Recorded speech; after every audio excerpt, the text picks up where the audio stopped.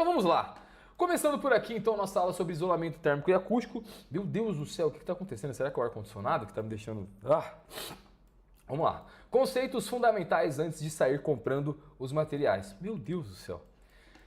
1.1, vamos lá. Diferença entre isolamento e tratamento acústico, tá, pessoal? Então, primeiro, o tratamento acústico, ele reduz o eco e reverberação dentro do ambiente. Então, por exemplo, eu quero fazer um quarto para colocar a minha bateria, tá? Eu toco bateria e quero colocar colocar dentro de um quarto. Então, é um tratamento acústico, né? Então, a gente vai fazer um tratamento para que esse som não se propague de fora do seu quarto. É uma coisa.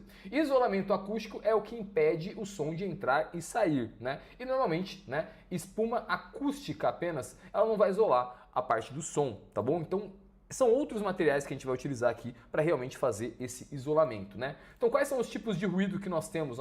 Nós temos ruídos estruturais, vibração transmitida por laje e paredes, que pode acontecer, ruídos aéreos, música, voz, TV, trânsito, ruídos de impacto, salto, arrastar móveis, obra no vizinho e chuva, provavelmente. Chuva é o que normalmente faz muito barulho, né?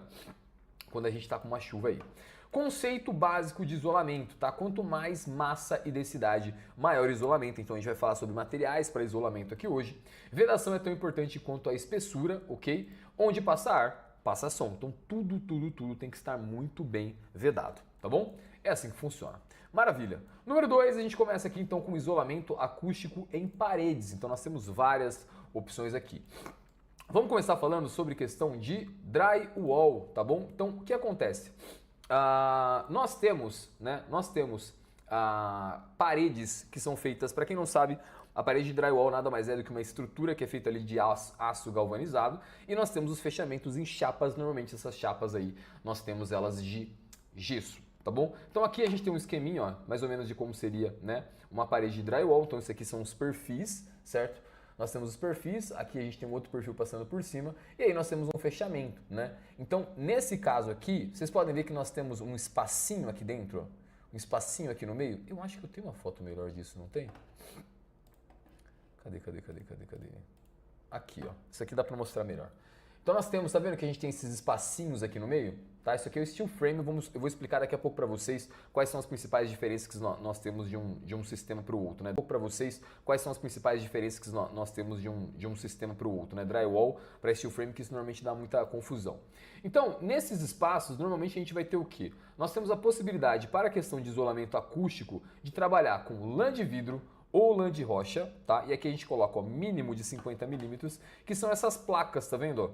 São essas placas desse material aqui, com um material denso, no caso, que a gente vai colocar. Isso pode ser dentro da parede, tá? Quando é drywall, a gente consegue colocar dentro da parede. Daqui a pouco eu vou mostrar mais sobre isso, ok? Então aqui, ó, um exemplo do pessoal colocando na parte externa, né, como se fosse um revestimento, para depois provavelmente colocar um acabamento, então seria uma outra opção. E aqui colocando realmente dentro, né? Eu não consegui encontrar uma imagem melhor, mais próxima para vocês conseguirem ver o material, mas olha como é um material, tá vendo? Olha como é volumoso, né? Um material volumoso, assim, exatamente para fazer essa questão de isolamento, né? Então aqui a gente tem um exemplo de lã de vidro. Então você pode ver que o cara tá com luva, porque essa tal dessa lã de vidro é terrível, né? Para realmente ela pinica muito, machuca a mão, então por isso que tem que ter um cuidado na hora do manuseio dela, tá? Então normalmente a gente tem esses dois materiais, lã de rocha e lã de vidro, tá? E aí no caso, ó, nós temos aqui uma aplicação